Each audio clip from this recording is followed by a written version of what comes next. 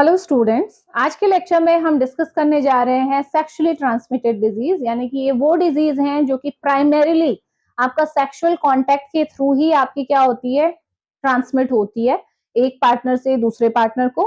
लेकिन इसके और भी रीजन हो सकते हैं ट्रांसमिटेंस के अदर देन सेक्सुअल कांटेक्ट। वो क्या होगा आपका, जैसे ब्लड ट्रांसफ्यूजन है, किसी एक इंसान को एसटीडी है पहले से और दूसरे इंसान को आपने उसी का ब्लड चढ़ा दिया तो इन्फ्यूज करा दिया, तो हो सकता है ना। इन्फेक्टेड निडल आप यूज कर रहे हो तब आपको हो सकता है। अदर देन दैट आपका मदर टू फीटस हो सकता है, वर्टिकल ट्रांसमिशन हो सकता है कि अगर किसी मदर को आपकी सेक्सुअली ट्रांसमिटेड डिजीज है तो वो आपका चाइल्ड बर्थ के टाइम पे, डिलीवरी के टाइम पे अगर वेजाइनल डिलीवरी है तो उस केस में भी बच्चे को हो सकता है। और कुछ ऐसी भी डिजीज हैं जो फीटस में भी हो सकती हैं, यानी कि जब प्रेग्नेंट है फीमेल, जब अभी फीटस आपका क्या है वम में है, उस टाइम पे भी ट्रांसमिट हो सकती है। और उसके अलावा जब बच्चा हो भी जाए उसके बाद ब्रेस्ट फीड करा रहे हैं तो भी ये ट्रांसमिट हो सकती है। तो हम कह सकते हैं कि सेक्सुअली ट्रांसमिटेड डिजीज का जो प्राइमरी कॉज है वो तो आपका सेक्सुअल कॉन्टैक्ट है, ठीक है। और जो सेकेंडरी कॉज है आपके, वो आपके ब्लड ट्रांसफ्यूजन हो सकता है, मदर टू फीटस हो सकता है, मदर टू बेबी हो सकता है, ठीक है। तो ये आपके क्या है, कुछ रीजन है। इसके बाद जो इंपॉर्टेंट बात आती है वो ये है कि ये जो सेक्सुअली ट्रांसमिटेड डिजीज आप देखोगे, इन्हें हम 3 क्लास में डिवाइड करते हैं, ठीक है। सेक्सुअली ट्रांसमिटेड डिजीज बैक्टीरिया के थ्रू भी हो सकती है, वायरस के थ्रू भी हो सकती है और पैरासाइट के थ्रू भी हो सकती है। तो इसीलिए जब भी हम सेक्सुअली ट्रांसमिटेड डिजीज को डिस्कस करते हैं तो हम बोलते हैं कि इसके 3 टाइप की हमें एसटीडी देखने को, अब इसको हम शॉर्ट में क्या बोलते हैं, एसटीडी। तो ये 3 टाइप की होती है। एक होती है आपकी बैक्टीरियल एसटीडी, यानी कि ये बैक्टीरिया की वजह से होगी। दूसरी आपकी हो गई वायरल एसटीडी, जो कि वायरस की वजह से हो रही है। और जो थर्ड है हमारे पास वो क्या है, आपकी पैरासिटिक एसटीडी, जो कि किसी पैरासाइट की वजह से होगी, ठीक है। तो ये कॉज के हिसाब से आपने इनको 3 क्लास में डिवाइड किया हुआ है। तो वन बाय वन हम हर क्लास को डिस्कस करेंगे। पहले आज का जो टॉपिक है उसमें हम बैक्टीरियल एसटीडीज को फोकस करेंगे कि ऐसी आपकी डिजीज जो कि बैक्टीरिया के थ्रू हो रही है और ये सेक्सुअली ट्रांसमिटेड है, यानी कि अगर किसी भी जो सेक्सुअल पार्टनर्स हैं अगर उसमें किसी एक को है तो वो दूसरे को भी हो सकती है। तो इसे पहले तो होती कैसे है, फिर इसको प्रिवेंट कैसे कर सकते हैं, क्या क्या प्रिकॉशनरी मेजर्स हम ले सकते हैं, वो सारे पॉइंट भी हम आज डिस्कस करेंगे। तो एक जनरल टॉपिक रहेगा जो हर किसी के लिए इंपॉर्टेंट है, ठीक है। तो देखो बैक्टीरियल सॉरी, तो जो बैक्टीरियल एसटीडी है ये कितने टाइप की हो सकती है, तो सबसे पहले यहाँ पे हम उनके नेम मेंशन कर लेते हैं। तो मेजर जो आपके हैं पहले वो 3 कौन कौन से हैं वो देखो। सबसे पहला है आपका क्लेमाइडिया, क्लेमाइडियल इन्फेक्शन, बहुत बार एंटीबायोटिक हम पढ़ रहे थे, बार बार आ रहा था ये, है ना। पहला हो गया क्लेमाइडिया। नेक्स्ट है हमारा गोनोरिया, गोनोरिया। थर्ड हमारे पास आता है सिफिलिस, सिफिलिस। इसके अलावा ये 3 मेन है जो आपको बिल्कुल दिमाग में रखने हैं। इसके अलावा भी आपकी आती हैं, उन्हें भी मैं बताऊंगी आपको, क्योंकि पता तो होने चाहिए सारे, है ना। कैनक्रोइड्स, कैनक्रोइड्स आपकी 4th हो गई आपकी। और जो हमें डिटेल में पढ़ने हैं वो 3 यही हैं, बाकी के जो मैं आपको मेंशन कर रही हूँ ये आपको पता होने चाहिए कि भाई ये क्या है, आपको समझ में आए कि क्या है ये, ठीक है। कैनक्रोइड्स हो गया। उसके बाद आते हैं हमारा granuloma, granuloma inguinal, sorry, granuloma inguinal. और 6th आता है lympho, lympho granuloma, lympho granuloma. इसका पूरा नाम है ना वेनेरम, आगे से आप ऐड कर देंगे वेनेरम। वेनेरम बेसिकली आपका जो हमारे जेनिटल्स होते हैं ना उन्हीं के लिए ये वर्ड यूज किया जाता है, वेनेरम, ठीक है। वेनरल एरिया बोलते हैं ना, वो उन्हीं के लिए होता है, इसलिए लिम्फोग्रेन्युलोमा वेनेरम है। तो ये तीनों को इतने ज्यादा इंपॉर्टेंट नहीं है, बट लास्ट में मैं इन्हें भी बताऊंगी। लेकिन आज का जो मेजर फोकस रहेगा वो स्टार्टिंग के 3 पे रहेगा, बैक्टीरियल एसटीडी में जो आते हैं। तो सबसे पहले हम क्लेमाइडिया को डिस्कस कर रहे हैं, ठीक है, वन बाय वन सबको डिस्कस करेंगे। तो सबसे पहला हमारे पास कौन आता है? क्लेमाइडिया। तो जो भी इंफॉर्मेशन अब हम लेने वाले हैं वो क्लेमाइडिया की रहेगी। तो देखिए 1 मिनट, चलिए। तो क्लेमाइडिया के बारे में जो सबसे इंपॉर्टेंट बात है वो सबसे पहले जो हम देखेंगे, इसका कॉज देख लेते हैं भाई, ठीक है। जो बैक्टीरिया का नाम है वो क्या है? क्लेमाइडिया, क्लेमाइडिया ट्राइकोमेटस, ट्राइकोमेटस ये बैक्टीरिया का नाम है। बेसिकली ये ग्राम नेगेटिव बैक्टीरिया है। सबको पता है, मैंने बताया था ग्राम पॉजिटिव और ग्राम नेगेटिव में डिफरेंस। ग्राम नेगेटिव की जो सेल वॉल होती है बहुत थिन होती है, ग्राम पॉजिटिव की थिक होती है, पेप्टाइडोग्लाइकेन की बनी होती है। प्लस हमारे ग्राम नेगेटिव जो बैक्टीरिया होते हैं इनमें एक लिपिड का एनवेलप भी होता है बाहर से, यही तो पढ़ा था मैंने आपको, जो कि ग्राम पॉजिटिव में नहीं होता है।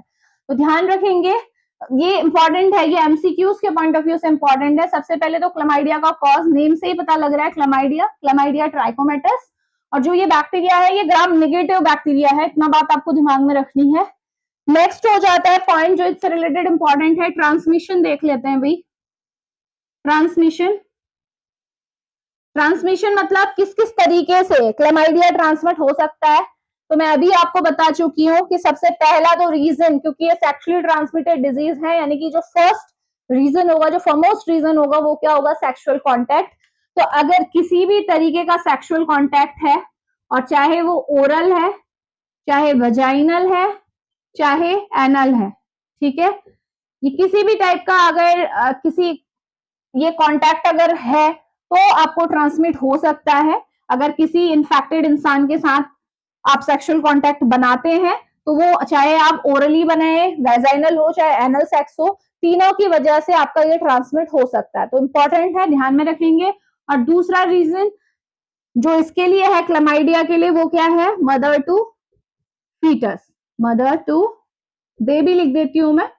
तो जनरली क्या होता है, ये तब होता है चाइल्ड बर्थ के टाइम पे। क्यों? देखो, अगर किसी फीमेल है, कोई मदर है जिसको आपका क्या है, क्लेमाइडिया का इन्फेक्शन है, ठीक है, तो जब डिलीवरी होगी तो आपको पता है जो वेजाइनल डिलीवरी होती है, हम सी सेक्शन की बात नहीं कर रहे हैं, यहाँ पे वेजाइनल डिलीवरी की बात हो रही है।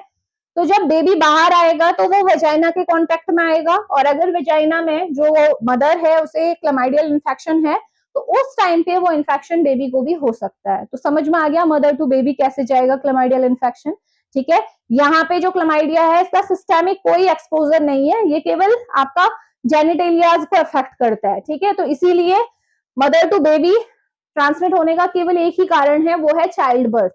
जो वेजाइनल डिलीवरी हो रही है, अगर उस टाइम पे आपका जो बच्चा है वो कहीं भी क्लेमाइडिया के कांटेक्ट में आता है, बैक्टीरिया के कांटेक्ट में आता है, तो वो उसे ट्रांसमिट हो जाएगा, ठीक हो गया। तो ये दो आपके क्या हो सकते हैं? ट्रांसमिशन के रूट हो सकते हैं, इंपॉर्टेंट है, ध्यान में रखोगे, ठीक है। और हाँ, एक बात इंपॉर्टेंट है कि जो क्लेमाइडिया है वो मेल फीमेल दोनों में हो सकता है, ठीक है। इसीलिए यहाँ पे मैंने ये जो सेक्स में भी आपको बताया है वो रीजन इसी वजह से है, ठीक है। तो ध्यान में रखेंगे। इसके अलावा अब बात करते हैं हम सिम्टम्स के बारे में। जो सिम्टम्स हैं भाई, अगर किसी को क्लेमाइडियल इन्फेक्शन हुआ है तो क्या सिम्टम्स आएंगे? तो ध्यान में रखेंगे कि यूजुअली जो क्लेमाइडिया होता है वो असिम्टोमेटिक होता है। असिम्टोमेटिक, आपको कोई सिम्टम्स नहीं दिखाई देंगे। अगर किसी को क्लेमाइडियल इन्फेक्शन है तो सिम्टम्स नहीं आते हैं ज्यादातर केसेस में, लेकिन अगर आते हैं, ज्यादातर बोला ना तो इसका मतलब कुछ केसेस में आते भी होंगे, तो वो क्या होंगे? तो ध्यान में रखो कि अगर सिम्टम्स हैं, इफ प्रेजेंट, यानी कि अगर सिम्टम है तो वो क्या होंगे? वो क्या होंगे? सबसे इंपॉर्टेंट बात, एबनॉर्मल वेजाइनल डिस्चार्ज होगा। वजाइना का जो डिस्चार्ज होता है व्हाइट कलर का डिस्चार्ज होता है बेसिकली, तो वो एक नॉर्मल होना वो एक ठीक है, लेकिन अगर वो एबनॉर्मली डिस्चार्ज हो रहा है तो इसका मतलब कोई ना कोई इन्फेक्शन है। तो वहां पे आप एकदम से आप इस चीज को कर सकते हो कि हाँ क्लेमाइडियल इन्फेक्शन हो सकता है ये नहीं बोलेंगे क्योंकि औरों में भी होता है ये, ठीक है। वो हमें कल्चर के थ्रू ही पता लगेगा फाइनली कि इन्फेक्शन कौन सा है, ठीक है। तो जनरली अगर सिम्टम्स आ रहे हैं तो वो कौन से होंगे? आप बोलेंगे कि जो डिस्चार्ज है आपका, डिस्चार्ज, वेजाइनल डिस्चार्ज लिख लीजिएगा, है ना, वेजाइनल डिस्चार्ज जो रहेगा वो एबनॉर्मल होगा, ठीक है। इसको सीधे लिख सकते थे हम, एबनॉर्मल वेजाइनल डिस्चार्ज। दूसरा, जब आप यूरिनेट करोगे तो उस टाइम पे भी क्या होगा? पेन होगा, पेन ड्यूरिंग यूरिनेशन। साथ ही साथ आपको बर्निंग सेंसेशन भी फील होगी, ठीक है, जलन महसूस होना कहते हैं ना, बर्निंग सेंसेशन। तो ये सारे साइन हैं कि इन्फेक्शन हुआ है। अब आइडेंटिफाई करना कि कौन सा इन्फेक्शन है, कि वो आपका क्लामाइडिया है, गोनोरिया है, ठीक है। अभी सिफिलिस तो आप अलग ही उसके सिम्टम्स हैं, वो तो बिल्कुल आपको पता लग जाएगा। तो उसका पता कैसे चलता है, वो कल्चर से पता लगता है। अब लेबोरेटरी में टेस्ट के लिए जाएगा, टेस्ट कैसे करते हैं, बेसिकली स्वैब ली जाती है, कॉटन स्वैब होती है, उसको वजाइना के पास पे आप क्या करेंगे, जो वजाइना में जो आपका क्या है म्यूकस है, उसे आप कलेक्ट कर लेंगे और फिर उसे आप लेबोरेटरी में टेस्टिंग के लिए भेज देंगे। कल्चर टेक्निक के थ्रू आप पता लगा सकते हैं कि इन्फेक्शन कौन सा है, ठीक है। तो आसानी से हो सकता है, ठीक है। या फिर आप यूरिन सैंपल कलेक्ट कर सकते हैं, ठीक है, या तो आप यूरिन सैंपल लीजिए, उसकी एनालिसिस कीजिए, या फिर आप क्या कर सकते हो, एक स्वैब लेके आप जो म्यूकस है आपका वेजाइनल म्यूकस, उसे कलेक्ट कर सकते हो और वहां से आपकी टेस्टिंग हो सकती है। मेल के केस में यूरिन सैंपल, ठीक है। तो ये हमारे क्या है, सिम्टम्स हैं जो वैसे आते नहीं है, आते हैं तो क्या है वो मैं आपको बता चुकी हूँ, क्या क्या सिम्टम्स हो सकते हैं। इसके अलावा अगर मेल की बात कर रहे हैं तो मेल्स में भी यही होता है, जैसे वेजाइनल डिस्चार्ज हो रहा है ना फीमेल में, वैसे ही पेनिस डिस्चार्ज होता है। मेल के केस में आपका क्या होगा, जो पेनिस है आपका, उससे क्या होता है, आपका नॉर्मल डिस्चार्ज होना स्टार्ट हो जाता है। तो वो भी आपका क्या है, साइन है कि आपको कोई ना कोई सेक्सुअली ट्रांसमिटेड डिजीज है, तो वो आइडेंटिफाई हम फर्दर कर सकते हैं। इसके अलावा पेन यूरिनेशन में जो आपके मेल हैं उनको भी होता है, और जो एपिडाइडमिस होती है ना, उसमें भी आपका क्या हो जाता है, इन्फ्लेमेशन आ जाता है। साथ ही साथ जो आपकी लिम्फ नोड है, ये दोनों के केस में है, फीमेल मेल दोनों के केस में है, जो आपकी जेनिटेलियास के आसपास जो लिम्फ नोड्स हैं उनमें भी स्वेलिंग आ जाती है, ठीक है। तो आप ये सारे साइंस हैं जो आपको बता रही हैं कि क्या हो रहा है, आपका प्रॉब्लम है। मेल में आपके जो टेस्टिकल्स हैं, ठीक है, जो टेस्टीज हैं बेसिकली, उनमें भी इन्फ्लामेशन आ जाता है। तो ये आपके क्या है, सिम्टम्स हैं जो आपको दिमाग में रखने हैं। अब इसके बाद सिम्टम्स के बाद हमारे पास आता है भाई कॉम्प्लिकेशंस, ठीक है। कॉम्प्लिकेशंस क्या क्या होंगी, अगर मान लीजिए किसी को ये इन्फेक्शन हुआ, ये तो जनरल सिम्टम है, लेकिन अगर ये इन्फेक्शन आप प्रॉपरली ट्रीट नहीं करोगे तो क्या क्या प्रॉब्लम आ सकती है। तो सबसे पहली प्रॉब्लम है आपकी पीआईडी। पीआईडी होती है पेल्विक इन्फ्लेमेटरी डिजीज, जो आपका पेल्विक रीजन है जहां पे आपके जेनिटेलियाज हैं, वहां पे इन्फ्लेमेशन हो जाएगा बहुत ज्यादा, जो कि प्रॉब्लमेटिक है अगेन। दूसरा, इनफर्टिलिटी भी कॉज कर सकते हैं। देखो ये जो हमारा इन्फेक्शन होते हैं ना, कितना आप अगर इन्हें ठीक नहीं करोगे तो ये इनफर्टाइल बना देते हैं, यानी कि जो चाइल्ड बेयरिंग एबिलिटी है, चाहे वो फीमेल की हो, चाहे आपका चाइल्ड प्रोड्यूसिंग एबिलिटी मेल की हो, दोनों ही अफेक्ट होती है। तो इनफर्टाइल आपको कर सकते हैं। तो ये बहुत इंपॉर्टेंट है, ध्यान में रखना। अभी थोड़ी देर पहले मैंने बोला कि मेल के केस में जो एपिडाइडमिस है वो उसमें इन्फ्लेमेशन आ जाता है, ठीक है, वो भी एक कॉम्प्लिकेशन है इसका। तो मेन जो है आपके, वो आप दिमाग में रखिए। इसके अलावा एक और इम्पॉर्टेंट बात, जितने भी हमारे इन्फेक्शन होते हैं ना, बैक्टीरियल एसटीडीज की जो मैं बात कर रही हूँ, ये क्या करते हैं, इनकी एक और खासियत होती है, ये आपका इंसान को एचआईवी इन्फेक्शन के लिए हाई रिस्क में पहुंचा देते हैं, समझ रहे हो।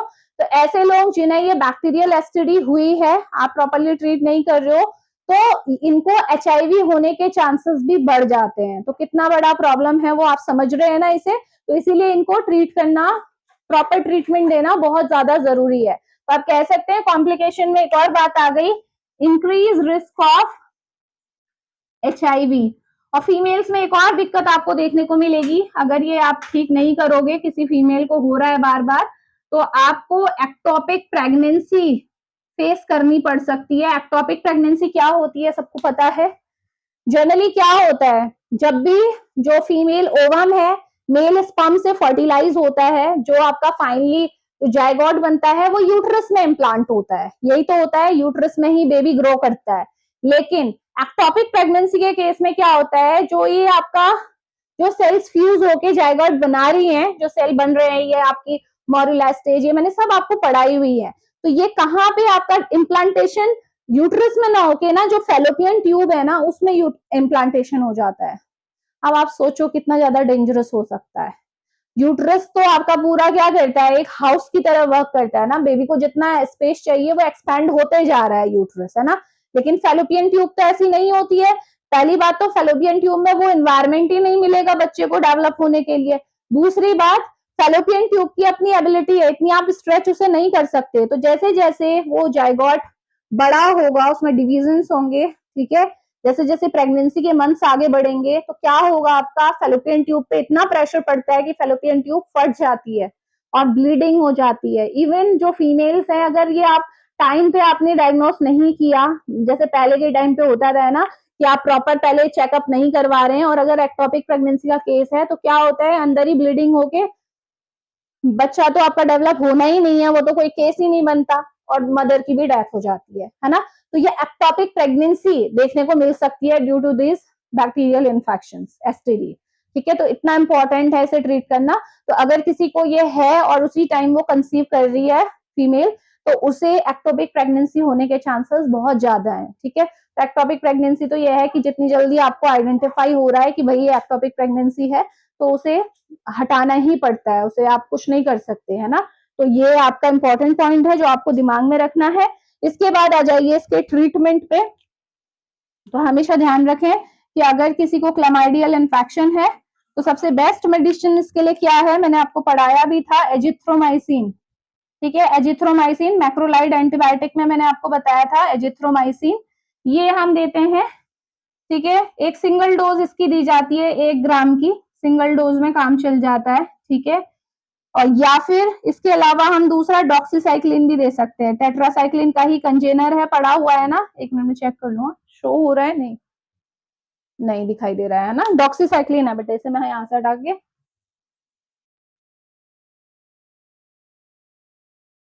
एक तो एजिथ्रोमाइसिन है जो आपको सिंगल डोज में देना है, दूसरा आपका क्या है, डॉक्सीसाइक्लिन। डॉक्सीसाइक्लिन ध्यान में रखिएगा, ये आपकी पूरी 1 वीक के लिए दी जाती है, ठीक है।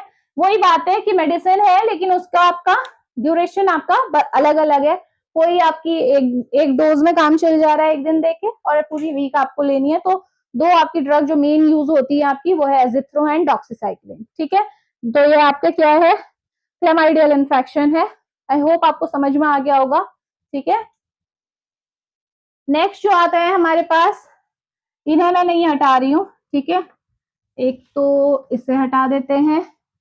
गोनोरिया को अब हम डिस्कस करने जा रहे हैं। गोनोरिया में ध्यान में रखिएगा ट्रांसमिशन सेम होता है, इसीलिए मैं नहीं हटा रही हूँ। सिम्टम्स भी लगभग सेम ही आते हैं, कॉम्प्लिकेशन, मेडिसिन, ये सारी चीजें आपकी कॉमन होंगी कहीं ना कहीं। तो चलिए मैं इसे एक काम करती हूँ ना, इन्हें हटा देती हूँ, ठीक है। चलिए, तो सबसे पहले गोनोरिया में देखते हैं कि जो आपका गोनोरिया है, गोनोरिया में आपका जो पॉजिटिव एजेंट है वो कौन है, निजेरिया, निजेरिया गोनोकोकाई। निजेरिया गोनोकोकाई आपके बैक्टीरिया का नाम है। अगेन ये भी ग्राम नेगेटिव बैक्टीरिया है, ठीक है।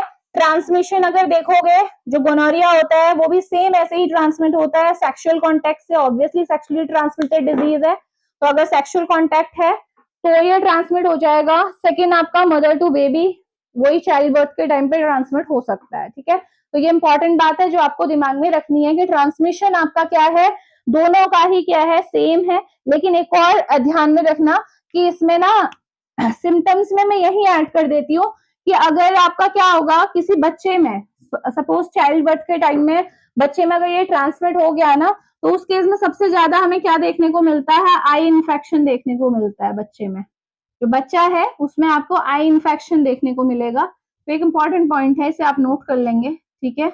Eye infection in newborn. Symptoms की बात करते हैं कि क्या क्या सिम्टम्स आएंगे। फर्स्ट तो यही बात है कि भाई ये भी असिम्टोमेटिक है, स्टार्ट पता नहीं लगता है, सिम्टम्स नहीं आते हैं, लेकिन अगर सिम्टम्स आ रहे हैं तो सेम वही सिम्टम्स होंगे जो क्लमाइडिया के होंगे। क्लमाइडियल इन्फेक्शन में आपको जो देखने को मिले थे, ज्यादातर वही सिम्टम्स यहाँ पे भी आएंगे। इसके अलावा एक और चीज यहाँ पे देखने को मिलती है जो इनफैक्ट इसमें आता है आपका, वो है आपका थ्रॉट इन्फेक्शन। थ्रॉट इन्फेक्शन, तो थ्रॉट इन्फेक्शन कैसे होता है, थ्रॉट इन्फेक्शन जनरली, क्योंकि आपको लग रहा होगा कि भाई जो ये निजेरिया गोनोकोकस है ये तो आपका क्या है, आपके जेनिटल्स को अफेक्ट कर रहा है, तो थ्रॉट कहाँ से आपकी इन्वॉल्व हुई। तो यहाँ पे मैंने स्टार्टिंग में ही पॉइंट बताया आपको, ट्रांसमिशन, सेक्स, सेक्स में मैंने ओरल सेक्स की बात की हुई है। अगर किसी इंसान को आपका क्या है, क्या है, अगर किसी इंसान को गोनोरिया है और फिर अगर वो क्या करता है आपका, अगर उसका पार्टनर ओरल सेक्स परफॉर्म करता है, तो उस केस में वो जो आपका क्या है, जो गोनोरिया है, आपका जो बैक्टीरिया है, वो थ्रॉट इन्फेक्शन कॉज कर सकता है। तो आप यहाँ पे स्पेशली मेंशन कर सकते हैं throat infection in case of oral sex. ठीक है, तो ये बात ध्यान में रखेंगे। नेक्स्ट आता है कॉम्प्लिकेशंस की भाई क्या क्या कॉम्प्लिकेशन आ सकती है। अगेन सेम है, PID, pelvic inflammatory disease. Next हमारा क्या है, इनफर्टिलिटी, इस केस में भी हो सकती है। ठीक है, एपिडाइडमिटिस, वो मैंने आपको बताया है कि अगर मेल में हो रहा है तो एपिडाइडमिस जो है उसमें आपका सूजन आ सकती है, इन्फ्लामेशन आ सकता है। ठीक है, सिम्टम्स सारे हम देख चुके हैं। एक और जो इसमें आता है, ये मैंने हटा दिया, ऐसे ही मेंशन कर दोगे, सेम जो सबके साथ है, इंक्रीज रिस्क ऑफ एचआईवी। ठीक है, मैंने बताया आपको, अगर आप इसे ठीक नहीं करते हो तो एचआईवी होने के चांसेस ज्यादा बढ़ जाते हैं, आप रिस्क पॉपुलेशन में आ जाते हो। और लास्ट जो इसमें इंपॉर्टेंट है कॉम्प्लिकेशन में, वो क्या है कि ये जो गोनोरिया होता है ना, गोनोकोकाई, ये क्या होता है आपका ब्लड में भी चला जाता है। ठीक है, जबकि क्लमाइडिया के साथ ऐसा नहीं था। मैंने बोला ना सिस्टेमिक एक्सपोजर नहीं है, लेकिन गोनोरिया जो होता है ये डिसिमिनेट हो जाता है, यानी कि ये आपके दूसरे ऑर्गन्स में भी जा सकता है, आपके ब्लड के थ्रू आपके दूसरे ऑर्गन को भी अफेक्ट कर सकता है। तो मेन ऑर्गन जो इसमें आपके अफेक्ट होते हैं वो कौन से हैं आपके, आप लिख सकते हो joints and heart, joints and heart. तो ये आपका क्या है, जो डिसिमिनेटेड गोनोरियल इन्फेक्शन इसे बोल सकते हो आप, यानी कि ये आपके सेक्सुअल जो जेनिटल एरियाज हैं उनसे डिसिमिनेट होके आपके ऑर्गन्स में पहुंचा है। ठीक है, मेन स्टार्टिंग वहीं से हुई थी लेकिन फैल गया। ठीक है, तो ये इसका एक देखो, ये एक अलग पॉइंट है जो क्लैमाइडिया और गोनोरिया को अलग करता है। ठीक है, तो ट्रीटमेंट पे आ जाइए। तो ट्रीटमेंट इसका जनरली आप क्या दोगे, इसमें हम सेफ्ट्रियाक्सिन देते हैं, सेफ्ट्रियाक्सोन। सेफ्ट्रियाक्सोन कहाँ पड़ी थी भाई, सिफेलोस्पोरिन, थर्ड जनरेशन सिफेलोस्पोरिन है। तो सेफ्ट्रियाक्सोन का आईएम इंजेक्शन दिया जाता है, ध्यान में रखिएगा क्या दिया जाता है, आईएम इंजेक्शन लगाया जाता है इसका सेफ्ट्रियाक्सोन का। और दूसरी जो ड्रग है वो सेम है डॉक्सीसाइक्लिन, जो उसमें भी यूज की थी, डॉक्सीसाइक्लिन। तो जैसे इसमें एजिथ्रोमाइसिन यूज हुई थी और डॉक्सीसाइक्लिन, इसमें सेफ्ट्रियाक्सोन और डॉक्सीसाइक्लिन यूज हो रही है। तो ध्यान में रखेंगे, ये है हमारा गोनोरिया। गोनोरिया समझ में आ गया, गोनोरिया का ट्रीटमेंट सारा कुछ कवर हो गया गोनोरिया के बारे में भी। अब इसके बाद डायग्नोसिस सेम रहेगी। ठीक है, जैसे क्लेमाइडिया की थी, कैसे की थी, या तो यूरिन सैंपल कलेक्ट कर लीजिए या फिर आप क्या कर सकते हो, वेजाइनल स्वैब के थ्रू आप टेस्टिंग कर सकते हो। एक स्वैब लेंगे कॉटन का, उसमें आप वेजाइनल म्यूकस को इकट्ठा कर लेंगे और फिर उसे क्या कर सकते हो, आप कल्चर टेक्निक के थ्रू आइडेंटिफाई कर सकते हो कि कौन सा इन्फेक्शन है। ठीक है, तो ये हो गया हमारा क्या, गोनोरिया। नेक्स्ट हमारे पास कौन आता है, सिफिलिस। चलिए इन्हें हम हटा ही रहे हैं, सिफिलिस के बारे में बात करते हैं। सिफिलिस क्योंकि इसकी स्टेजेस आती हैं, ठीक है, तो इसे समझेंगे, डिटेल में ही समझना है। तो सबसे पहले ध्यान में रखो, जो सिफिलिस होता है ना, जनरली देखो अभी तक हमने क्या देखा, चाहे क्लेमाइडिया था चाहे गोनोरिया था, इसमें ऐसे वेजाइना में कोई आपको, वेजाइना या पेनिस में कोई चेंजेस नहीं दिखाई दे रहे थे कि आप देख के आप विजुअल एग्जामिनेशन से पता लगा सको कि भाई नहीं ये इन्फेक्शन है। ठीक है, लेकिन सिफिलिस के केस में क्या होता है, आपका जो आपका जेनिटल्स है, चाहे वो वेजाइना है चाहे पेनिस है, उसमें सोर्स बन जाते हैं। ठीक है, अल्सर फॉर्म हो जाते हैं, तो वहां से मतलब एक अलग कैटेगरी आपकी बैक्टीरियल इन्फेक्शन की निकल के आती है। ठीक है, तो अब बात करेंगे हम कॉज के बारे में। ठीक है, सिफिलिस के बारे में डिस्कस करना स्टार्ट करते हैं। तो सबसे पहले है इसके कॉज देख लेते हैं कि जो कॉजेटिव एजेंट है सिफिलिस का, हम बात कर रहे हैं सिफिलिस की, तो पॉजिटिव एजेंट क्या है आपका, नाम याद रखिएगा, बहुत टाइम कॉम्पिटिटिव एग्जाम में पूछा जाता है इसे, ट्रिपोनिमा पैलिडम। ट्रिपोनिमा पैलिडम ये इसका पॉजिटिव एजेंट है। अब इसकी खास बात ये है कि इसे ना तो ग्राम पॉजिटिव के अंदर रखा जाता है ना ग्राम नेगेटिव के अंदर, यानी कि ये जो आपका बैक्टीरिया है ये ग्राम स्टेन देता ही नहीं है। अगर जो स्टेनिंग टेक्निक के थ्रू ही तो आपका नाम दिया गया ना ग्राम पॉजिटिव या ग्राम नेगेटिव, माइक्रोबायोलॉजी में पढ़ा है ना, जो ग्राम स्टेन ले लेते हैं उन्हें ग्राम पॉजिटिव बोला, जो नहीं लेते हैं वो ग्राम नेगेटिव होते हैं। तो ये ना तो ग्राम पॉजिटिव है ना ग्राम नेगेटिव है, ये बेसिकली एक स्पाइरोकीट है, याद रखिएगा, स्पाइरोकीट बैक्टीरिया का ही टाइप है जिनके स्ट्रक्चर स्पाइरल ही होते हैं, स्पाइरल की तरह ये इनका स्ट्रक्चर होता है बैक्टीरिया का। तो ये हो गया इसका पॉजिटिव एजेंट, याद रखें ट्रिपोनिमा पैलिडम। नाउ ट्रांसमिशन, मैंने बताया कि जो सिफिलिस है, सिफिलिस क्यों आपका इन दोनों से अलग है, क्योंकि इनमें कोई आपका वजाइना में या पेनिस में कुछ आपका विजुअली कुछ नहीं दिखाई दे रहा है, ठीक है, आप पता नहीं लगा सकते हो कि इन्फेक्शन हुआ है या नहीं। लेकिन सिफिलिस के केस में आपको क्या दिखाई देंगे, सोर्स दिखाई देंगे, अल्सर्स दिखाई देंगे बेसिकली। और ये अल्सर कैसे होते हैं, पेनलेस अल्सर होते हैं, दर्द नहीं होता इनमें।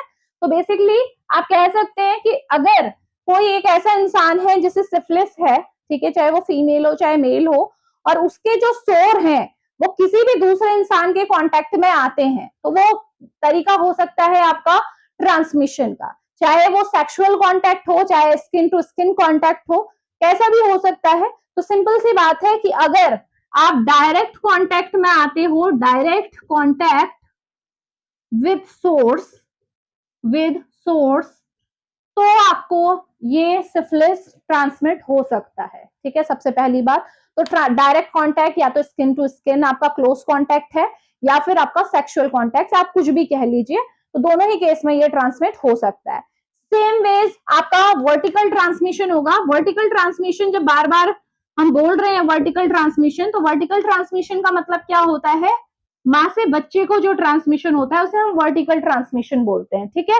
तो अगर किसी मदर को क्या है आपका सिफिलिस है, ठीक है, तो या तो ड्यूरिंग प्रेगनेंसी के टाइम में भी ये हो सकता है ट्रांसमिट, प्रेगनेंसी और चाइल्ड बर्थ, या फिर जिस टाइम पे उसका जन्म हो रहा है, वेजाइनल डिलीवरी हो रही है, उस टाइम पे भी आपका सिफिलिस ट्रांसफर हो सकता है, ठीक है। जैसे इन दोनों के केस में क्या था, क्लमाइडिया गोनोरिया में केवल चाइल्ड बर्थ के टाइम पे, यानी कि जब बच्चा डिलीवर हो रहा है वेजाइना के थ्रू, उस टाइम पे अगर उसके कांटेक्ट में ये क्लमाइडिया का बैक्टीरिया आता है या गोनोरिया का आता है तो उसे हो जाएगा। लेकिन जो सिफिलिस है, सिफिलिस आपका प्रेगनेंसी के टाइम पे, आपका चाइल्ड बर्थ के टाइम पे, दोनों में ये ट्रांसमिट हो सकता है। जब बच्चा माँ के वुम में है तब भी ये ट्रांसमिट हो सकता है।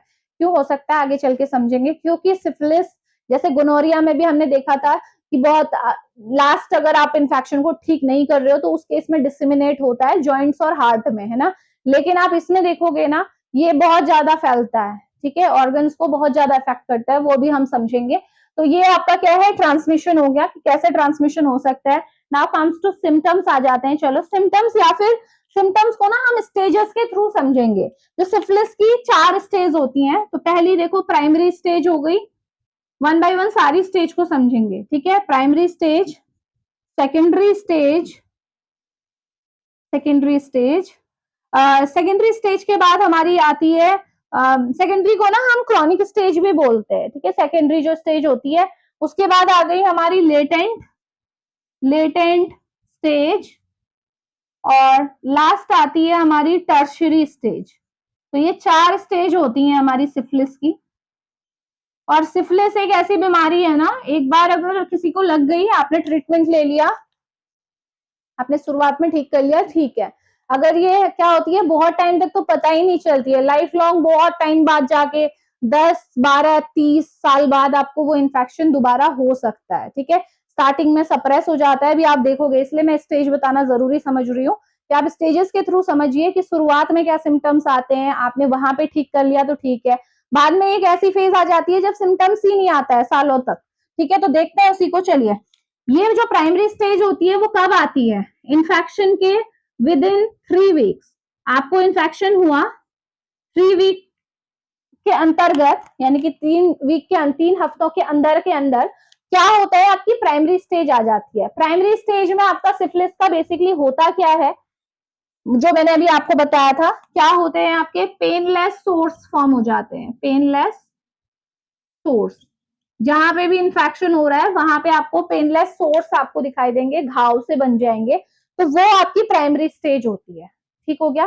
केवल आपके घाव बने हुए हैं, कुछ सिम्टम्स नहीं आ रहे हैं, बाकी कुछ नहीं हो रहा है, पेनलेस है, दर्द भी नहीं हो रहा है, लेकिन घाव है, ठीक। अब सेकेंडरी स्टेज में आ जाओ। ये स्टेज कब आती है आपकी, वीक्स टू मंथ्स, इसको टाइम लग जाता है। एक्सपोजर के बाद के जो होते हैं आपके कुछ महीने तक टाइम लग सकता है, तो वीक टू मंथ का टाइम रहेगा आपका।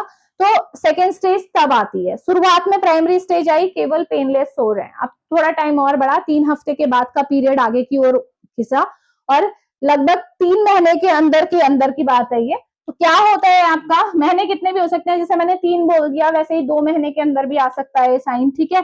तो क्या होगा, देखो सेकेंडरी स्टेज जैसे आएगी वो इंडिविजुअल टू इंडिविजुअल वेरी करेगी, इसमें आपको और साइंस आने स्टार्ट हो जाएंगे, ठीक है। तो और साइंस कौन कौन से होते हैं, देखो जो ये सोर्स हैं ये आपके क्या बना देंगे, लीजन्स बनाना स्टार्ट कर देंगे, ठीक है। साथ ही साथ आपका क्या होगा, इसके अलावा आपको फीवर आ सकता है जो कि जनरली इन्फेक्शन में आता है, ये जो स्टेज रहेगी इसमें आपके लीजन फॉर्म हो जाएंगे, इवन फीवर आएगा। इसके साथ साथ एक और था, yes, skin rashes, skin rashes develop होने स्टार्ट हो जाएंगे, ठीक है। तो ये साइन है आपका कि आप सेकेंडरी स्टेज में आ चुके हो, एक्सपोजर के बाद की सेकेंडरी स्टेज चल रही है, यानी कि आपको इन्फेक्शन हुए बहुत ज्यादा टाइम हो चुका है, ठीक है, लगभग मंथ्स का टाइम हो चुका है, वो मंथ कितने भी हो सकते हैं, ठीक है। ये हो गया, ये आपका सेकेंडरी स्टेज में आएगा। चलो इस स्टेज में आपने ट्रीट कर लिया, ठीक है। अब अगर बहुत से लोग ऐसे होते हैं, यहाँ पे टी आएगा बेटे, तो लेटेंट स्टेज में आ जाते हैं। तो लेटेंट स्टेज भी ना 2 टाइप की होती है, एक होती है अर्ली, एक होती है लेट फेज, ठीक है। अर्ली में क्या होता है, अर्ली आता है आपका with in 1 year of exposure, ये 1 साल के अंदर अंदर ये वाली स्टेज आ जाती है, 1 ईयर ऑफ एक्सपोजर। तो इसे मैं लेस करके लिखा देती हूँ, less than 1 year of exposure, यानी कि 1 साल से पहले पहले आपको सिफिलिस का इन्फेक्शन हुआ था, उसके 1 साल से पहले पहले आपकी ये लेटेंट स्टेज, अर्ली स्टेज आ जाती है, ठीक है। और 1 साल के बाद, इन्फेक्शन होने के 1 साल के बाद कौन सी स्टेज आ जाती है, किस स्टेज में आ जाते हो आप, लेट स्टेज में आ जाते हो। ये स्टेजेस मैं क्यों बोल रही हूँ, तो यहाँ पे पहले मैं बता दूं कि जो प्राइमरी स्टेज होती है जो कि 3 हफ्ते के अंदर अंदर आ जाती है, ये कंटाजियस होती है, यानी कि अगर ऐसे स्टेज में कोई इंसान है और उसके साथ आप कांटेक्ट बनाते हैं, चाहे वो कोई डायरेक्ट कांटेक्ट, सेक्सुअल कांटेक्ट हो या फिर मदर वाला केस हो, जो भी है, अगर बनाते हो तो उस केस में आपको सिफिलिस हो सकता है। सेकेंडरी स्टेज में भी अगर आप कांटेक्ट बनाते हो तब भी आपको सिफिलिस हो सकता है, क्योंकि ये स्टेज भी कंटाजियस है, अगर किसी इंसान में ये स्टेज चल रही है तो कंटाजियस है। लेटेंट स्टेज में अगर अर्ली स्टेज में आप हैं तो अर्ली स्टेज तो होती है कंटाजियस, भाई अगर अभी 1 साल भी नहीं हुआ है इन्फेक्शन को, ठीक है, तो अभी भी वो इंसान कंटाजियस है, यानी कि वो आसानी से सिफिलिस आपको कॉज कर सकता है। लेकिन अगर उसे इन्फेक्शन हुए 1 साल से ज्यादा हो गया है, यानी कि वो लेटेंट स्टेज की लेट फेज में चल रहा है, तो ये नॉन कंटाजियस होता है। ऐसे इंसान कभी भी, अगर किसी कोई इंसान इस स्टेज में आ गया है तो वो नॉन कंटाजियस रहेगा, वो इन्फेक्शन नहीं फैला सकता है, ट्रांसमिट नहीं कर सकता है। सेम विद टर्सरी स्टेज, अगर कोई इंसान टर्सरी स्टेज में आ गया, और ये टर्सरी स्टेज बेटा होती है जो कि बहुत सालों बाद दिखाई देती है, लगभग आप बोल सकते हो 10 से 30 साल का आपका हो सकता है पीरियड, कि इन्फेक्शन होने के 10 से 30 साल के बाद, बीच का टाइम कोई सा भी हो सकता है, किसी को 12 साल में आ गया, 14 साल में, 16, तो ऐसे ही करते 10 से 30 साल बाद आपका ये वाली स्टेज आती है। और ये वाली स्टेज में आने के बाद होता क्या है कि ये और ऑर्गन्स को अफेक्ट करना स्टार्ट कर देती है। हालांकि ये नॉन कंटेजियस स्टेज है, इस स्टेज में भी इंसान दूसरे को सिफिलिस नहीं कॉज कर सकता, लेकिन खुद के लिए ये बहुत हार्मफुल स्टेज है। क्यों है, क्योंकि यहाँ पे आपका सीवियर डैमेज होना स्टार्ट हो जाता है। स्टेज में अगर कोई पहुंच गया है तो सीवियर डैमेज होना स्टार्ट हो जाएगा two nerves, nerve, brain, heart, ये सारे ऑर्गन्स को डैमेज होना स्टार्ट हो जाएगा। यानी कि इसे आप समझ रहे हो कि टर्सरी स्टेज में आके अगर कोई आ रहा है, या इसमें और ऑर्गन्स भी हो सकते हैं, मैंने अभी कुछ ही मेंशन किए हुए हैं, तो अगर कोई टर्सरी स्टेज में आ रहा है तो वो कितना ज्यादा खतरनाक हो सकता है सिफिलिस में, ठीक है। तो इसीलिए सिफिलिस को टाइमली आपका पता लगाना जरूरी है, और टाइमली अगर आप उसको प्राइमरी स्टेज में ही अगर आप उसे ठीक कर लेते हैं तो आप बच जाएंगे टर्सरी स्टेज के सिम्टम्स देखने से। अदरवाइज आपने वो नहीं किया और आपने कुछ टाइम के लिए उसे इग्नोर कर दिया, आपको लगा कि नॉर्मल इन्फेक्शन है, कुछ और आपने यूज कर लिया, एंटीबायोटिक्स यूज कर ली, जो हम घर में जनरली कर लेते हैं, तो उस केस में क्या होगा, आपकी वो स्टेज आगे बढ़ते बढ़ते आपको पता भी नहीं चलेगा कब आप ये लेटेंट स्टेज में आ गए, जब आपको कोई सिम्टम्स नहीं आएंगे। लेटेंट स्टेज में आने के बाद इंसान को कोई सिम्टम्स नहीं आते हैं, यानी कि आफ्टर, आप बोल सकते हो कि after few month of infection आपके सिम्टम्स आने बंद हो जाते हैं और आपको पता ही नहीं चलेगा आपको सिफिलिस है ना। और कब पता लगेगा, जब ये आप 30, जब आपकी 10 to 30 ईयर्स आफ्टर आपकी जब टर्सरी स्टेज आएगी तब आपको पता लगेगा कि भाई ये तो डैमेज होना स्टार्ट हो रहा है, और फिर पता लगा कि ये सिफिलिस था। ठीक है, तो इंपॉर्टेंट है टू डायग्नोज टाइमली। ठीक है, तो ये आपके सिम्टम्स है। इसके बाद हम बात करते हैं देखो डायग्नोसिस की। तो डायग्नोसिस बेसिकली इसके लिए हमारे टेस्ट कंडक्ट होते हैं। वीडीआरएल टेस्ट है हमारा, ट्रिपोनिमल टेस्ट है। VDRL test basically confirmatory test नहीं होता, कंफर्मेटरी टेस्ट होता है ट्रिपोनिमल टेस्ट। ठीक है, बेसिकली वो ट्रिपोनिमा के लिए ही होता है। हम आरबीसी लेते हैं जिसमें ट्रिपोनिमा के एंटीजेंस होते हैं, ये लेबोरेटरी में बनाई जाती हैं ऐसी आरबीसी जिनमें जिनके सरफेस में ट्रिपोनिमा के एंटीजन है। अब जब पेशेंट जो इंसान है उसका आपने सीरम लिया, तो अगर मान लीजिए उसे सिफिलिस होगा, तो यानी कि उसके ब्लड में एंटीबॉडी होगी सिफिलिस की, तो यानी कि ट्रिपोनिमल एंटीबॉडी होगी ना। ट्रिपोनिमल एंटीबॉडी मतलब ट्रिपोनिमा की एंटीबॉडी। ठीक है, तो एंटीजन एंटीबॉडी रिएक्शन हो जाएगी, जो आरबीसी है उसमें अग्लूटिनेशन हो जाएगा, कोगुलेशन हो जाएगा, जिससे आप पता लगा सकते हो कि हाँ इंसान सिफिलिस पॉजिटिव है। ठीक है, इसे समझ रहे हो ना, एंटीजन एंटीबॉडी रिएक्शन के बेस पे किया जाता है। हालांकि इसे अभी पढ़ना इतना इंपॉर्टेंट नहीं है, ये हम किसी फर्दर जब हम बायोटेक्नोलॉजी पढ़ेंगे वहां पे भी मैं बताऊंगी। लेकिन आपको पता होना चाहिए कि सिफिलिस की डायग्नोसिस के लिए बेसिकली हम एक तो वीडीआरएल टेस्ट करते हैं, और दूसरा जो कंफर्मेटरी टेस्ट है वो ट्रिपोनिमल टेस्ट है। ट्रिपोनिमल टेस्ट है, एंटीजन एंटीबॉडी रिएक्शन बेसिकली होती है इनमें, और जिससे हम पता लगा लेते हैं कि इंसान सिफिलिस पॉजिटिव है या नहीं है। ठीक है, तो ये है सिफिलिस। इसके बाद आ जाते हैं इसके ट्रीटमेंट पे कि भाई अगर किसी को सिफिलिस हुआ है तो आप उसे ट्रीट कैसे करोगे। तो इसका ट्रीटमेंट बहुत इंपॉर्टेंट, और जो हम पहले भी मैंने आपको बताया है, पेनिसिलिन। जो पेनिसिलिन जी होता है ये हमारा यूज होता है टू ट्रीट सिफिलिस। ठीक है, पेनिसिलिन जी के शॉट्स लगाए जाते हैं, बेसिकली आईएम इंजेक्शन दोगे आप, और तो ये ठीक हो जाता है सिफिलिस स्टार्टिंग में ही। ठीक है, तो ये आपका क्या है ट्रीटमेंट है। तो नाउ जो स्टार्टिंग के 3 है इंपॉर्टेंट वो हम डिस्कस कर चुके हैं। ठीक है, कौन कौन से? Chlamydia, gonorrhoea, syphilis. तो मेजर हमारी जो 3 आपकी बैक्टीरियल एसटीडी है वो हम कवर कर चुके हैं, chlamydia, gonorrhoea and syphilis. Remaining 3 के बारे में भी जान लेते हैं क्योंकि इंपॉर्टेंट है। ठीक है, कभी आपके सामने ये डिजीज आए तो आपको पता होना चाहिए कि इसके क्या सिम्टम्स होते हैं, कैसे आप पहचानेंगे। तो सबसे पहले बात करते हैं कैनक्रॉइड के बारे में। ठीक है, तो कैनक्रॉइड जो है हमारी, ये सबसे पहले इंपॉर्टेंट बात, इसका पॉजिटिव एजेंट याद रखिएगा। पॉजिटिव एजेंट इसका क्या है? Haemophilus, Haemophilus ducreyi. ठीक है, इसको आप अपनी तरफ से जैसे प्रोनाउंस करना चाहें आप कर सकते हो, प्रोनाउंसिएशन डिफरेंट हो सकता है। तो हीमोफिलस ड्यूक्रे आपका क्या है? कैनक्रॉइड का आपका बेसिकली आप बोल सकते हो बैक्टीरिया है जिसकी वजह से कैनक्रॉइड होता है। तो कैनक्रॉइड का पहचानोगे कैसे? कैनक्रॉइड में आपको क्या दिखाई देंगे? इसकी जो साइन है या सिम्टम है आप बोल सकते हो, पेनफुल अल्सर आपको देखने को मिलेंगे। और आपको पता है ना, अभी हमने थोड़ी देर पहले सिफिलिस पढ़ा था, सिफिलिस में भी अल्सर थे, लेकिन कैसे थे? पेनलेस अल्सर थे, पेन नहीं होता है। जबकि कैनक्रॉइड अगर है तो जो अल्सर बन रहे हैं उनमें पेन होगा। और जो अल्सर बेसिकली अल्सर के अलावा आपको क्या देखने को मिलेगा कि जो अल्सर के बाहर से ना आपको येलो कलर का एक्सुडेट वहां पे आपका इकट्ठा हो जाएगा, जैसे पस इकट्ठा हो जाता है तो वो येलो कलर का आपको कवरेज देगा। तो वो भी आपका एक साइन है कि जिस इंसान को आप देख रहे हो, अल्सर को चेक कर रहे हो, अगर अल्सर के ऊपर से येलो कलर का डिपोजिशन आपको दिख रहा है, इट मीन्स वो कैनक्रॉइड हो सकता है। ठीक है, तो ये समझ में आ गया। नेक्स्ट आपको ध्यान में रखना है कि जो ग्रॉइन एरिया में, ग्रॉइन एरिया बेसिकली क्या होता है? जो हमारा पेल्विक कैविटी वाला, जहां पे हमारे जेनिटल्स हैं, वो एरिया है। तो जो ग्रॉइन एरिया में आपकी जो लिम्फ नोड्स होंगी ना, उनमें भी इन्फ्लामेशन आ जाता है। ठीक है, और वो जो लिम्फ नोड्स में इन्फ्लामेशन आता है ना, उसकी वजह से पेन और ज्यादा बढ़ जाता है। समझ रहे हो? तो यानी कि पेनफुल अल्सर तो होंगे ही, साथ में जो हमारी वहां पे ग्रॉइन एरिया में जो हमारी लिम्फ नोड्स होंगी उनमें भी क्या आ जाएगा? आपका इन्फ्लामेशन आ जाएगा। तो ये सिम्टम है आपके किसके? कैनक्रॉइड के, कि जो इंसान है उससे कैनक्रॉइड हो सकता है। ठीक है, तो अगर आपके पास, अगर आपको ऐसा कुछ दिख रहा है कि कैनक्रॉइड है, तो उसको ट्रीट कैसे किया जा सकता है? तो उसमें हमारे पास मेडिसिन है। कौन कौन सा? ट्रीटमेंट देख लो इसका। ठीक है, ट्रीटमेंट देख लेते हैं। सेम आपकी जैसे हमने इसमें यूज की थी, फर्स्ट क्लैमाइडिया में एजिथ्रोमाइसिन हम दे सकते हैं, एजिथ्रोमाइसिन। इसके अलावा हमारे पास दूसरा ऑप्शन है, हम इरिथ्रोमाइसिन को भी दे सकते हैं, इरिथ्रोमाइसिन। मैक्रोलाइड एंटीबायोटिक है, दूसरा टाइप है ये एजिथ्रो का, एरिथ्रो का ही कंजेनर एजिथ्रो है बेसिकली।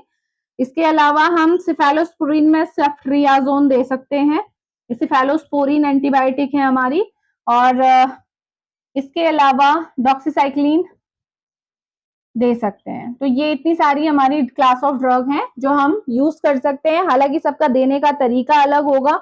अच्छा, डॉक्सी इसमें नहीं यूज होता है, सॉरी, हाँ, इसमें यूज होगा सिप्रो, फ्लोरोक्विनोलोन, सिप्रोफ्लॉक्सासिन, सिप्रोफ्लॉक्सासिन, ठीक है, सिप्रोफ्लॉक्सासिन। ये तो हमारी ड्रग है, तो इन सबको देने का तरीका अलग रहेगा, ठीक है। एजिथ्रोमाइसिन जो है एक बार में दी जाएगी सिंगल डोज में, ठीक है। सेफ्ट्रियाक्सोन भी आपकी एक डोज में दी जाती है। देखो, एजिथ्रोमाइसिन सिंगल डोज देते हैं, single dose, single dose, single dose किसकी होती है, 1 ग्राम की, ठीक है। 1 ग्राम एजिथ्रोमाइसिन दे दो ओरली, ठीक। सेफ्ट्रियाक्सोन हमेशा आईएम के फॉर्म में दिया जाता है, इंजेक्शन लगाए जाते हैं, और ये भी सिंगल डोज होती है। आईएम में 250 mg प्रेजेंट होती है, सिंगल डोज है ये भी, ठीक है। एक बार इंजेक्शन लगा दिया, काम हो गया, ठीक। ये ओरली है, याद रखना। एजिथ्रोमाइसिन हम क्या देते हैं, ओरली देते हैं। इरिथ्रोमाइसिन और सिप्रोफ्लॉक्सासिन ये दोनों ही ओरली दी जाएगी, ठीक है। इरिथ्रोमाइसिन तो जो है आपकी 500 mg दी जाएगी, TID, thrice in a day, ठीक है। और जबकि सिप्रोफ्लॉक्सासिन दी जाएगी 500 mg ही इसे भी देंगे, लेकिन बीआईडी दी जाएगी 20 इन ए डे, दिन में 2 बार, ठीक है। तो ये आपको ध्यान में रखनी है, और इसकी डोजिंग ध्यान में रखिएगा कि जो सिप्रो है वो तो आप क्या दोगे, 3 दिन के लिए दोगे, काम चलेगा, 3 दिन देनी है आपने बस। एरिथ्रोमाइसिन 7 दिन के लिए दी जाएगी, फॉर 7 डेज, ठीक है। तो ध्यान में रखेंगे, ये ड्रग्स की डोजिंग पता होनी चाहिए आपको, ठीक है। जो हमारी एजिथ्रोमाइसिन है वो ओरली लेनी है, सिंगल डोज 1 ग्राम दे दो एक बारी में। सेफ्ट्रियाक्सोन आईएम रूट से देंगे, इंजेक्शन लगेगा, 250 mg होनी चाहिए उस इंजेक्टेबल में, सिंगल डोज एक बारी देनी है। एरिथ्रोमाइसिन 500 mg 3 बार, आपके दिन में 3 बार दोगे, और कितने दिन के लिए, 7 दिन के लिए ट्रीटमेंट चलेगा। सिप्रोफ्लॉक्सासिन का ट्रीटमेंट 3 दिन के लिए चलता है, 500 mg, और देनी कितने बार है, दिन में 2 बार देनी है। तो ये आपका क्या है, ट्रीटमेंट है किसका, कैनक्रॉइड का, जो आपने दिमाग में रखना है। और ध्यान रखना कि कैनक्रॉइड भी ऐसे ही अदर जो बैक्टीरियल एसटीडी की तरह इसे ट्रीट करना इसलिए भी जरूरी है क्योंकि इसकी वजह से एचआईवी इन्फेक्शन के जो रिस्क होता है ना वो बढ़ जाता है। तो ऐसे लोग जिन्हें कैनक्रॉइड है तो उन्हें एचआईवी इन्फेक्शन होने के चांसेस बढ़ जाते हैं। तो ये बात आप दिमाग में रखेंगे। इसके अलावा आ जाइए ग्रैन्युलोमेटस इंगुइन, या भी आपको ग्रैन्युलोमा इंगुइनल, आपको जो डिजीज है ये कैसी होती है, तो सबसे पहले तो याद रखिए इसका जो पॉजिटिव एजेंट है, जो बैक्टीरिया का नाम है वो क्या है, क्लैप्सियला, क्लैप्सियला ग्रैन्युलोमैटस, ग्रैन्युलोमैटस। तो ग्रैन्युलोमा है ना, ग्रैन्युलोमैटस। तो क्लैप्सियला आपको मैंने बताया था ग्राम नेगेटिव ही ये बैक्टीरिया होता है, ठीक है। और हीमोफिलस भी जो है ग्राम नेगेटिव है, ठीक है। तो ये जो क्लैप्सियला ग्रैन्युलोमेटस है उसकी वजह से ये इंगुइनल होता है। इसमें भी यही होता है, इसमें अल्सर्स होते हैं, लेकिन अल्सर्स कैसे होते हैं, आपके पेनलेस अल्सर होते हैं, लाइक सिफिलिस। जैसे आपका सिफिलिस में हमने देखा था कि अल्सर हो रहे हैं, लेकिन क्या है आपके कैसे है, पेनलेस अल्सर है। तो इसको पहचानने का यही है कि पेनलेस अल्सर रहेंगे इसमें। हालांकि पता तो देखो कल्चर टेक्निक से ही होगा, जब आप कल्चर करोगे, लेबोरेटरीज में टेस्टिंग होगी, तभी पता चलेगा कि सिफिलिस वाले अल्सर हैं या फिर आपका कौन से वाले अल्सर है, ठीक है। तो इसमें भी हमारा क्लैप्सियला जब इन्फेक्शन होता है तो पेनलेस अल्सर्स होते हैं जेनिटल एरिया में, ठीक है, जेनिटल एरिया में अल्सर दिखेंगे। लेकिन इन अल्सर्स की खासियत क्या होती है कि ये बहुत जल्दी ब्लीड कर जाते हैं, यानी कि इनमें ब्लीडिंग बहुत ज्यादा होती है। अगर अल्सर हो रहे हैं और अल्सर में ब्लीडिंग भी बहुत ज्यादा हो रही है तो आप आइडिया लगा सकते हो कि वो आपका ग्रैन्युलोमा इंगुइनल का इन्फेक्शन है, यानी कि क्लैप्सियला जो है, जो आपका बैक्टीरिया है उसने इन्फेक्ट किया है। तो ये ध्यान में रखिएगा। अदर देन इसका ट्रीटमेंट आपका सेम रहेगा जैसा अभी हमने थोड़ी देर पहले पढ़ा था, बस उसमें जहां पे मैंने आपको एक ड्रग आपको एक्स्ट्रा ऐड करनी है, डॉक्सीसाइक्लिन, जो वहां पे मैंने हटाई थी ना, तो एजिथ्रोमाइसिन यूज कर सकते हैं, सेम डोजिंग वही रहेगी। इरिथ्रोमाइसिन यूज कर सकते हो, सिप्रोफ्लॉक्सासिन यूज कर सकते हो, और डॉक्सीसाइक्लिन यूज कर सकते हो, ठीक है। तो ये बात ध्यान रखेंगे, ड्रग वही है, एंटीबायोटिक ही यूज होंगी क्योंकि यहाँ पे आपका क्या है, बैक्टीरियल ही इन्फेक्शन है, ठीक है। तो एंटीबायोटिक ही यूज होनी है। नेक्स्ट आता है आपका लिम्फोग्रैनुलोमा वेनेरम, लिम्फोग्रैनुलोमा वेनेरम। वेनेरम मैंने पहले भी बताया है, वेनेरम वर्ड किस चीज को बताता है, आपका वेनेरम जो है आपके जो जेनिटल्स हैं बेसिकली उसे बताता है, वैसे इसका जो मीनिंग है, जो लव से इसका मीनिंग निकला हुआ है, ठीक है। तो ये आपका ग्रैनुलोमा जो है, लिम्फोग्रैनुलोमा वेनेरम, कैसे हम क्या है ये पहले तो इसी को समझ लीजिए। ये जो है आपका क्लैमाइडिया जो इन्फेक्शन है ना, क्लैमाइडिया ट्रैकोमैटिस, उसी से ये भी होता है। क्लैमाइडिया ट्रैकोमैटिस जो हमारा बैक्टीरिया है उसी से ये भी होता है। अब आप सोचेंगे कि भाई उसी से क्लैमाइडिया भी होता, उसी से ये भी हो रहा था, क्या चक्कर है?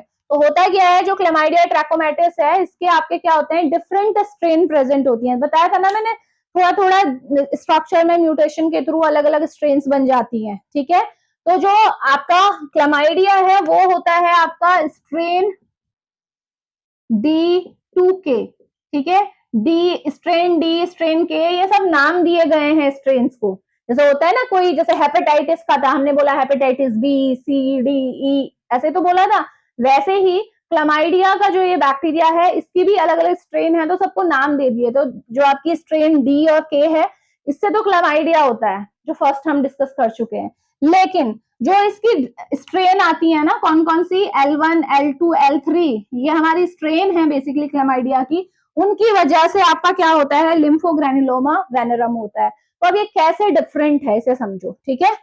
बैक्टीरिया सेम है, बस उसकी स्ट्रेन अलग है, ठीक हो गया। तो लिम्फोग्रैनुलोमा वेनेरम में क्या होता है, ऑब्वियसली सेक्सुअली ट्रांसमिटेड डिजीज है, तो सेक्सुअल कॉन्टैक्ट के थ्रू ट्रांसमिट होगी, और जो अफेक्टेड एरिया होंगे वो मेजरली हमारे जेनिटल्स होंगे, ठीक है। फीमेल्स में वजाइना और मेल में पेनिस, ठीक है। तो जनरली इसमें आपको क्या देखने को मिलेगा, आपको देखने को मिलेगा जेनिटल एलिफेंटाइटिस। जेनिटल एलिफेंट से समझते हो, एलिफेंटाइटिस क्या होता होगा, एलिफेंट मतलब साइज में इंक्रीज होना, है ना। तो जनरली क्या होता है कि जब भी किसी इंसान को लिम्फोग्रैनुलोमा वेनेरम ये बीमारी होती है, या जो क्लैमाइडिया ट्रैकोमैटिस की इन स्ट्रेन्स के थ्रू होती है, तो ऐसे केस में क्या होता है, जेनिटल का जो साइज होता है ना, वो साइज से बहुत ज्यादा क्या हो जाता है, इंक्रीज हो जाता है, ठीक है। वो किस वजह से होता है, क्योंकि वहां पे जो हमारी जो लिम्फ नोड्स होती हैं उस एरिया की, वो बहुत ज्यादा उनमें स्वेलिंग आ जाती है। इसी वजह से जो जेनिटल्स होते हैं उनका साइज भी क्या हो जाता है, अपने आप ही बहुत बड़ा हो जाता है, ठीक है। तो उससे हम, ये बहुत क्लियर कट है, इसी बीमारी में ऐसा होता है, तो आप पता लगा सकते हो। तो इसमें आप सीधे बोल सकते हो कि इसके सिम्टम को अगर आप देखना चाह रहे हो, तो इसमें भी हमारा वैसे पेनलेस अल्सर होते हैं, आप मेंशन कर सकते हो। अदर देन दीज, आपका जो साइन इसका मेन है वो क्या है, आपका जेनिटल एलिफेंटियाटिस। क्या होगा इसमें, जो आपका जो जेनिटल्स हैं, चाहे फीमेल में वजाइना है, मेल में पेनिस है, पेनिस में भी मेन टेस्टिकल वाला एरिया इसमें ज्यादा इन्वॉल्व रहता है मेल के केस में, तो वो उनमें क्या हो जाएगा, बहुत ज्यादा साइज शेप उसका बिल्कुल चेंज हो जाएगा, डिस्टॉर्ट हो जाएगा, ठीक है। और ये किस वजह से हुआ, अगेन मैं बोल रही हूँ कि लिम्फ ग्लैंड जो होती है आपकी, लिम्फेटिक ग्लैंड वहां पे जो प्रेजेंट है उनमें बहुत ज्यादा स्वेलिंग आ जाती है। और यही कारण है कि जब आपका अल्सर होता है तो वो तो पेनलेस होता है, उसमें अल्सर जो हो रहे हैं वो तो पेनलेस है, वो तो फील भी नहीं होगा। लेकिन एक बार अगर जो लिम्फ ग्लैंड है वो बढ़ जाती है साइज में, क्योंकि वो बहुत ज्यादा बढ़ जाती है, तो बहुत ज्यादा एक्सट्रीम पेन होता है। समझ में आ रहा है, अल्सर की वजह से पेन नहीं हुआ, इसीलिए इसका सिम्टम लिखोगे तो पेनलेस अल्सर ही आएगा। लेकिन जो लिम्फ ग्लैंड एडिनोपैथी हो रही है, यानी कि बहुत ज्यादा आपका लिम्फ ग्लैंड का साइज बढ़ जा रहा है, शेप बहुत ज्यादा बढ़ जा रहा है, तो उसकी वजह से आपका क्या होता है, एक्सट्रीम पेन होता है इन द जेनिटल एरियाज, ठीक है। फीमेल में वजाइना, मेल में मैं बता रही हूँ कि आपका मेजर जो इन्वॉल्वमेंट होता है वो टेस्टिकल एरिया में, जो टेस्टीज हैं वहां पे आपका स्क्रोटम बेसिकली उस एरिया में ये होता है, ठीक है। तो ध्यान में रखेंगे। एक तो हो गया ये जेनिटल एलिफेंटियासिस हो गया। दूसरा एक और चीज इसमें आपको देखने को मिलेगी, वो भी मैं बता देती हूँ आपको, रेक्टल स्ट्रिक्चर। अब ये रेक्टल स्ट्रक्चर क्या होते हैं, बेसिकली क्या होता है, जो ये लिम्फ ग्लैंड आपका इनलार्जमेंट हो रहा है ना, उसकी वजह से, क्योंकि आपको पता है कि जो आपका, जो हमारा क्या है, आप बोल सकते हो जो जेनिटल्स हैं और जो एनस है वो एक दूसरे से ज्यादा दूर में नहीं है ना, तो इसी वजह से ये जो लिम्फ ग्लैंड एडिनोपैथी हो रही है ना, उसकी वजह से क्या होता है, जो हमारा रेक्टम का जो ओपनिंग होती है, जो एनस पॉइंट होता है आपका बेसिकली, वो आपका नैरो हो जाता है, ठीक है। उसी को हम क्या बोलते हैं, रेक्टल स्ट्रक्चर, ठीक है। यानी कि जो एनस है, एनस जो है आपका ओपनिंग है रेक्टम की, वो क्या हो गई, बहुत नैरो हो गई। तो उसकी वजह से क्या होगा, जब इंसान डिफिकेट कर रहा है, ठीक है, तो उस टाइम पे भी उसे बहुत ज्यादा पेन फील होगा क्योंकि वो नैरोइंग हो चुकी है ना, तो स्टूल पास करने में दिक्कत होगी। तो ये प्रॉब्लम इसके साथ होती है। तो ये आपका, आप कह सकते हैं कि ये तो आपका ऐसा है कि आप एकदम ही पहचान जाएंगे, लिम्फोग्रेनुलोमा वेनेरम। ठीक है, तो ये आपका लास्ट आपका क्या था, बैक्टीरियल सेक्सुअली ट्रांसमिटेड डिजीज थी। अगेन वही है, मेडिसिन सेम रहेंगी। ठीक है, एजिथ्रोमाइसिन दे सकते हो आप, इसके लिए सेफ्ट्रियाक्सन दे सकते हो, पेनिसिलिन दे सकते हो। ठीक है, तो ये आपकी एंटीबायोटिक्स हैं जो इनमें यूज होती हैं जनरली। ठीक है, वो तो आपके डॉक्टर के डिसीजन पे डिपेंड रहेगा कि वो कौन सी प्रेस्क्राइब करता है, बट ये सारी आपकी इफेक्टिव ड्रग है फॉर दिस लिम्फोग्रेनुलोमा वेनेरम। तो ये थी all bacterial sexually transmitted disease. Next lecture में हम वायरल सेक्सुअली ट्रांसमिटेड डिजीज के बारे में बात करेंगे और फिर बात होगी पैरासिटिक के बारे में। ठीक है, तो मिलते हैं नेक्स्ट लेक्चर में। Thank you so much.